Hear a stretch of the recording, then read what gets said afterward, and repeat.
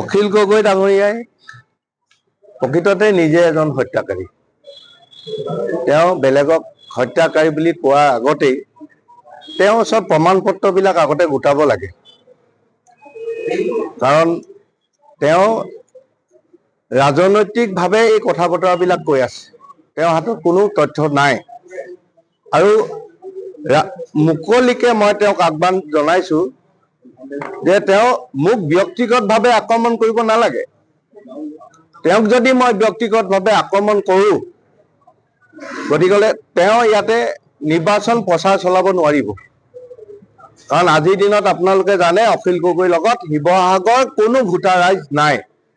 যোৱা 5 বছৰে অখিল গগৈ কি কৰিলে, শিৱসাগৰ সমষ্টিটো মান সন্মান ক'ত পেলালে আপোনালোক সকলোৱে জানে।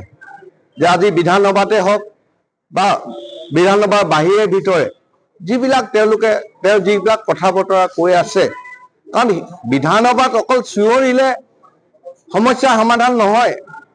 প্ৰত্যেকটো কথা শাসকীয় দলক বিৰোধিতা কৰাটোৱে লক্ষ্য হয়তো এজন বিধায়কৰ হ'ব নোৱাৰে। গতিকে আমাৰ ইয়াৰ আগতেও বহু বিধায়ক শিৱসাগৰৰ পৰা আছিলে, তেওঁ যিখিনি কাম কৰিছে তাতকৈ হয়তো বহুত কাম তেওঁলোকেও কৰিছিলে শিৱসাগৰৰ কাৰণে।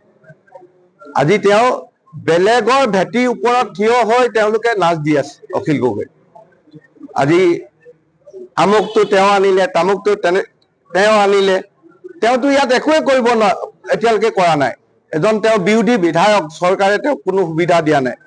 চৰকাৰৰ ফালৰ পৰা আমাৰ শিৱসাগৰ জিলাখনৰ প্ৰতি লক্ষ্য ৰাখি 2-4টা কাম আমাৰ চৰকাৰে ইতিমধ্যে হাতত লৈছে। যেনেকৈ আমাৰ এটা শিৱসাগৰ ৰাইজৰ দাবী আছিলে যমুনাখন চফা কৰিব লাগে। অখিল গগৈ বিধায়ক হোৱাৰ আগতে এই পুঁজি শিৱসাগৰলৈকে আহিছিলে, কাম কৰোঁতে পলম হৈছে।